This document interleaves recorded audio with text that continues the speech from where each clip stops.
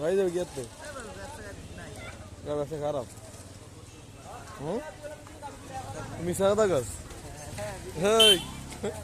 মিশা কথা কবি না তুই এ রমজান রমজান ব্যবসা খারাপ আসলে তুমি মিশা কথা কস নাকি